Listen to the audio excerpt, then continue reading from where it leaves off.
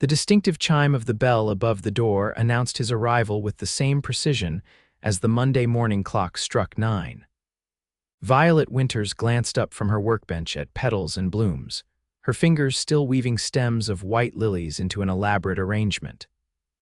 There he was, right on schedule. Blake Westbrook, the man whose weekly flower orders had kept her small florist shop afloat for the past 6 months. "Good morning, Mr. Westbrook," Violet called out, brushing a stray auburn curl behind her ear. "Your usual order is ready." Blake nodded, his tall frame impeccably dressed in a charcoal suit that probably cost more than her monthly rent. "Thank you, Miss Winters. Your punctuality is as refreshing as your arrangements." She tried not to stare at his strong jawline, or the way his blue eyes seemed to catch all the morning light streaming through the shop windows. At 34, Blake Westbrook had built a real estate development empire that transformed abandoned buildings into thriving community spaces across the city. His face occasionally appeared in business magazines, always with the same serious expression he wore now. "I added some eucalyptus this time," Violet said, gesturing to the sophisticated arrangement of white and cream blooms. "It adds a nice fragrance and complements the roses." Blake examined the flowers with genuine interest. "Beautiful work, as always. I'm sure my mother will love them." Violet smiled, knowing the routine. Every Monday for the past 6 months, Blake Westbrook ordered an arrangement for his mother who lived in a care facility across town. It was perhaps the only personal detail she knew about the millionaire. "How is she doing?" Violet asked, carefully wrapping the arrangement. "Better this week." A flicker of warmth softened his features. "The doctors are pleased with her progress." Their fingers brushed as she handed him the flowers, sending an unexpected flutter through her chest. She quickly averted her gaze, focusing on the register. "Will there be anything else today?" "Actually," Blake paused, checking his watch. "I need to order something special for Friday, a potential client appreciation arrangement, something that makes a statement." Violet's eyebrows rose slightly. "I'd be happy to help. Did you have a color scheme in mind?" "I trust your judgment," he said, his voice oddly hesitant. "You haven't disappointed yet." As he paid and turned to leave, Violet found herself watching him longer than necessary. Blake Westbrook was just a customer. She reminded herself an important one whose weekly orders helped pay her bills, but still just a customer. She returned to her lilies, unaware that Blake had paused at the door, looking back at her with an expression quite different from his usual businesslike demeanor. By Thursday afternoon, Violet was elbow-deep in preparations for Blake's special order. She'd chosen bold, vibrant blooms, coral peonies, orange roses, and striking purple irises, a departure from his usual classic whites and creams. As she carefully wired each stem, her assistant Emma wandered over. "Those are gorgeous," Emma said, eyeing the half-finished arrangement. "For the Monday millionaire," Violet rolled her eyes at the nickname. "He's a good customer, Emma." "A good-looking customer," Emma teased. "Don't think I haven't noticed how you perk up every Monday at exactly 8:55. "I do not," Violet protested, though she could feel warmth creeping into her cheeks. "And anyway, men like Blake Westbrook don't date women who smell like plant food and have permanent dirt under their fingernails." "Keep telling yourself that," Emma said with a knowing smile. "I've seen the way he looks at you when you're focused on your arrangements." Violet shook her head and returned to her work, but Emma's words lingered. Did Blake really look at her differently?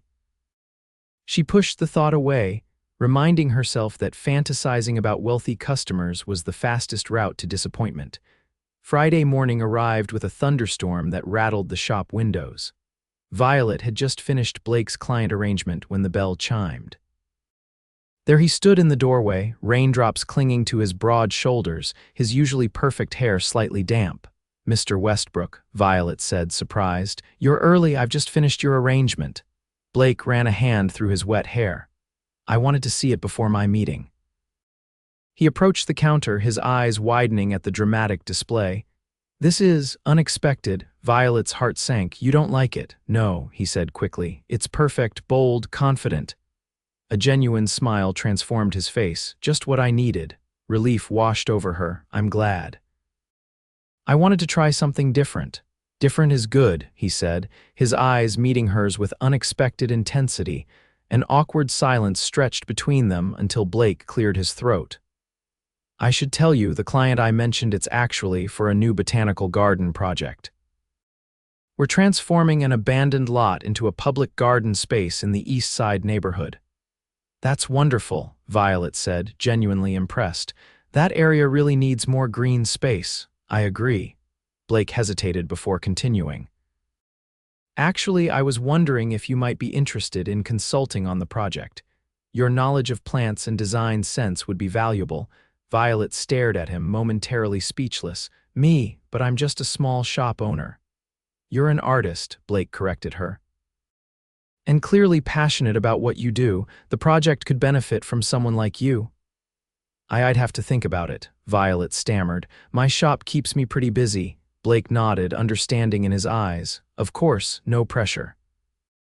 He took out a business card and wrote something on the back. My personal number, in case you have questions or want to discuss it further. Their fingers brushed again as she accepted the card, and this time neither of them pulled away immediately. The shop felt suddenly too small, too warm. I should go, Blake said softly, breaking the moment. My meeting is in 30 minutes, Violet nodded, trying to regain her professional composure. Good luck, I hope they love the flowers.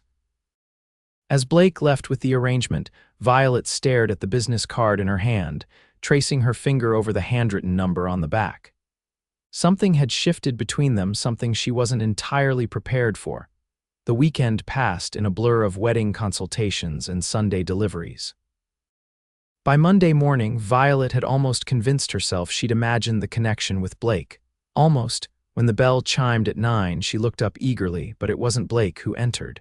Instead, a courier handed her an envelope. Delivery for Violet Winters, the young man said. Violet opened the envelope to find a handwritten note. Unexpected emergency, meeting out of town. Please deliver my mother's flowers as usual. Address enclosed. I'll double your regular fee for the inconvenience. Blake Westbrook. Disappointment settled in her chest, though she quickly pushed it aside. This was better, really. Whatever moment they'd shared on Friday was probably just her imagination running wild. That afternoon, Violet drove to the address Blake had provided, an upscale care facility nestled among beautiful gardens. At the reception desk, she introduced herself. Oh, you're the florist, the receptionist exclaimed. Mrs. Westbrook has been talking about you for months. She'll be thrilled to meet you finally. Confused, Violet followed the woman down a sunlit corridor. I'm not sure Mrs. Westbrook knows who I am. The receptionist smiled knowingly. Trust me, she does. Blake shows her pictures of your arrangements on his phone every week. She's been asking to meet the talented woman behind them. Violet's heart did a strange little flip as they entered a comfortable private suite where an elegant older woman sat near the window, a book open in her lap. Mrs. Westbrook, your flowers are here, and so is the florist who creates them. The woman looked up, her blue eyes so similar to her son's brightening immediately. Violet Winters, finally. Please come sit with me. Stunned, Violet placed the arrangement on a side table and hesitantly took the offered seat. It's lovely to meet you, Mrs. Westbrook. I'm surprised you know who I am. Call me Deanna, please. The older woman reached for Violet's hand. And of course I know who you are. Blake talks about you every Sunday when he visits. Violet suggested this stem. Violet created that design for months now. Violet felt her cheeks warm. He's a valued customer. Deanna's knowing smile was eerily similar to Emma's. My son has ordered flowers from the same shop for 6 months. Blake, who changes his coffee shop if they change their cup design. She patted Violet's hand. He doesn't do anything without purpose. Violet began, not sure what to say. Don't worry, dear, I'm not trying to embarrass you. Deanna glanced at the fresh arrangement. These are beautiful, you have a gift. Thank you. Blake mentioned you might consult on his new botanical garden project. Violet nodded. He asked, but I haven't decided yet. You should, Deanna said firmly. My son needs more beauty in his life, more passion. His father was the same way, all business until he met me. Her eyes twinkled with memory. Sometimes the right person makes you see the world differently. Violet stayed for almost an hour, charmed by Deanna's stories and sharp wit. As she left, Deanna called after her.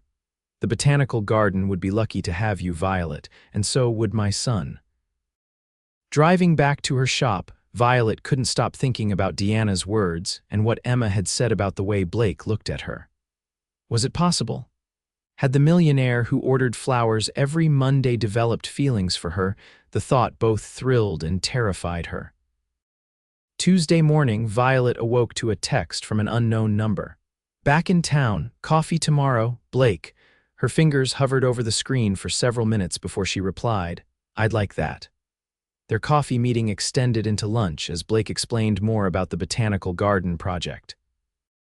His usual reserve melted away as he shared his vision for transforming the neighborhood. "My grandfather grew up in that area," he admitted. "Before it declined, he taught me everything about business, but he also loved gardening. This project honors him in a way." Violet found herself opening up too, telling Blake about her dream of expanding her shop to include a small nursery for native plants. "That's brilliant," Blake said, leaning forward with genuine interest. "The city needs more native plant options." "It's just a dream for now," Violet said. "Commercial space is expensive." Blake looked thoughtful but didn't push. Instead, he asked, "Would you consider visiting the garden site with me? I'd value your professional opinion." "I'd love to," Violet replied, surprising herself with her eagerness. The following Saturday, Blake picked her up in his sleek but understated car. The abandoned lot was larger than Violet had imagined, nearly 3 acres of neglected urban space. "It doesn't look like much now," Blake admitted as they walked the perimeter, but Violet already saw the potential. "No, it's perfect. Look at how the light moves across the space. And these mature trees that survived, they'll provide immediate structure." As they walked, Violet pointed out possibilities where shade-loving plants could thrive, where water features might enhance the natural contours of the land. Blake took notes, his eyes lighting up with each suggestion. "You have an incredible eye," he said when they paused by a gnarled old oak tree. "This is exactly why I wanted you involved." "I'm glad you asked me," Violet admitted. "This project is exciting." Blake stepped closer, his voice softer. "I have a confession to make." Violet's heart quickened. "What's that?" "I could have ordered flowers from any shop in the city," he said. "But 6 months ago, I walked by your window display and something about the way you'd arranged everything made me stop. When I came inside, you were helping an elderly man pick out flowers for his wife's birthday. You spent 30 minutes with him, even though his budget was small. I knew then I wanted to support your business." "That's very kind," Violet said, touched by his observation. "But then I kept coming back, not just for the flowers." His eyes held hers. "Talking to you became the highlight of my week, even if it was just for 5 minutes." Violet's breath caught.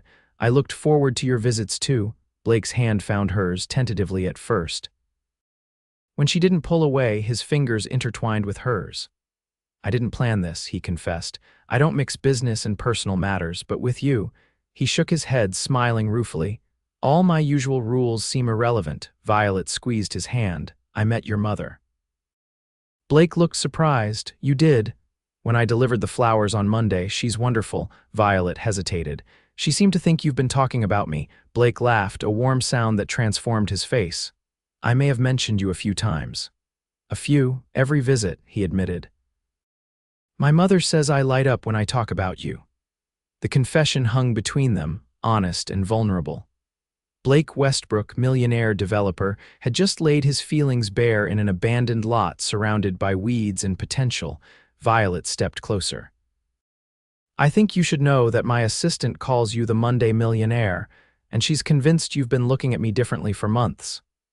"Smart woman, your assistant," Blake murmured, his free hand coming up to gently touch her cheek.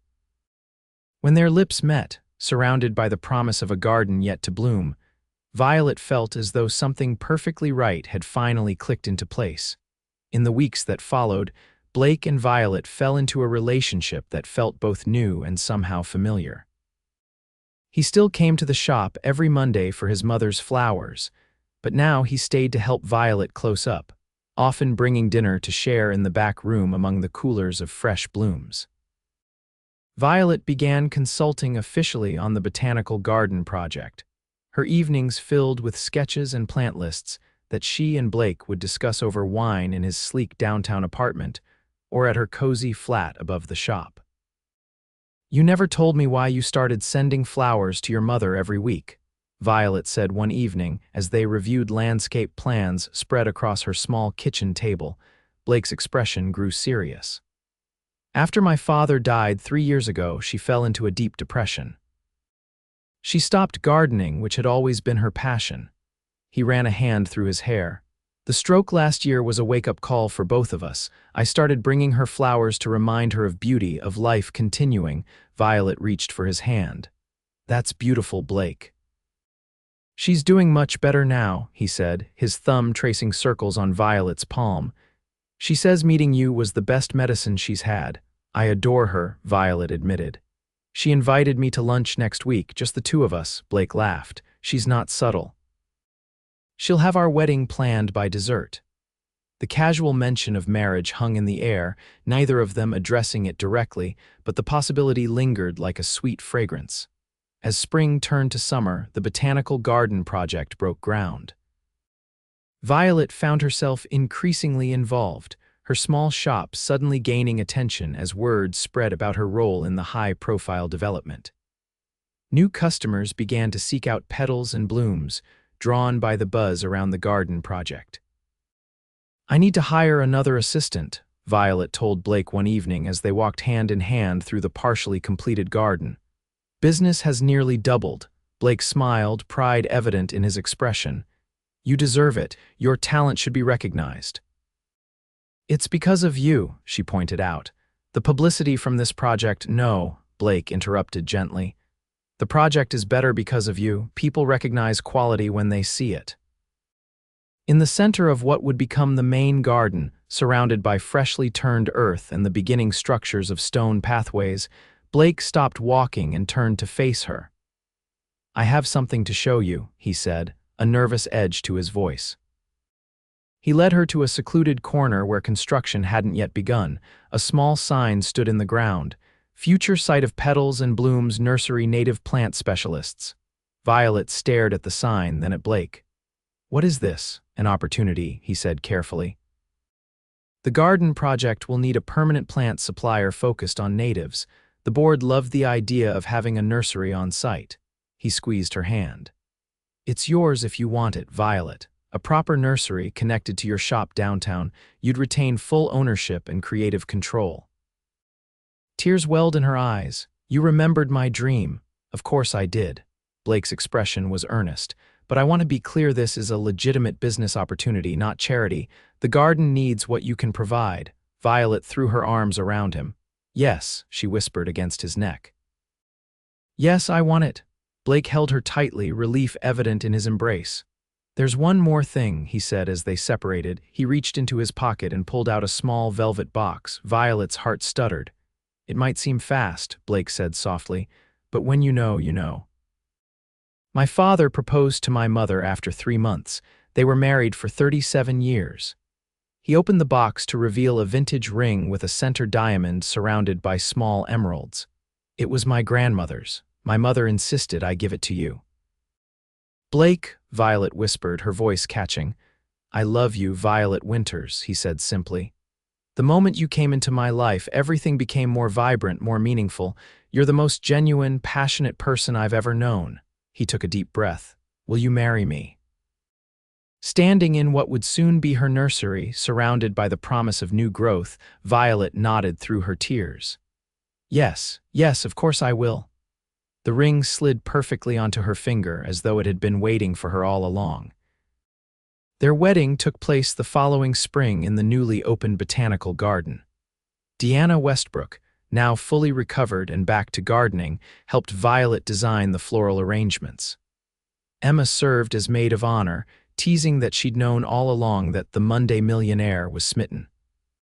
Under an arbor dripping with climbing roses and jasmine, Blake and Violet exchanged vows, surrounded by friends, family, and the community that had embraced the garden project. The neighborhood children from the east side had planted a special section of wildflowers as a wedding gift their bright blooms nodding in the gentle breeze. "I never thought ordering flowers would change my life," Blake said in his vows, his voice steady but filled with emotion. "But walking into your shop that Monday morning was the best decision I ever made. You've taught me to see beauty in unexpected places, to nurture what matters, to let love grow naturally. I promise to cherish you every day, to support your dreams as you've supported mine, and to remember that the most valuable things in life aren't bought, they're cultivated." Violet, radiant in a simple gown adorned with tiny fresh flowers, squeezed his hands. "For years, I poured my heart into arrangements that went out into the world, never knowing where they ended up or if they brought joy. Then you came into my shop, this serious businessman with a standing order and a kind heart. You really saw me when I was just trying to keep my little shop afloat." Her voice trembled slightly. "I promised to bring color and life into our days together, to remind you of beauty when the world seems gray, and to grow alongside you through whatever seasons come our way." As Blake kissed his bride, the gathered crowd erupted in cheers. Deanna wiped away tears, whispering to Emma, "My son finally found someone who makes him bloom." 1 year later, petals and blooms had expanded into the nursery space at the Botanical Garden, becoming a destination for garden enthusiasts across the region.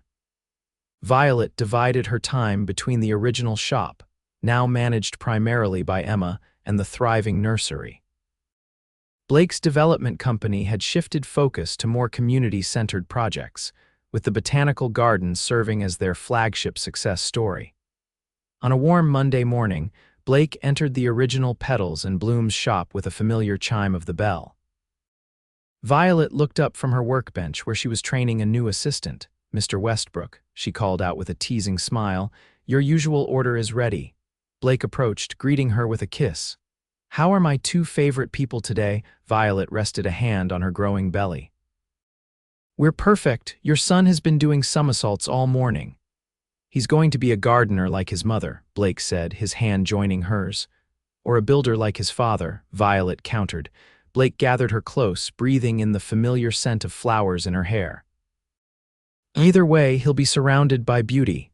His voice grew serious. "I never thought I could be this happy, Violet. I walked in here looking for flowers, and I found my whole world."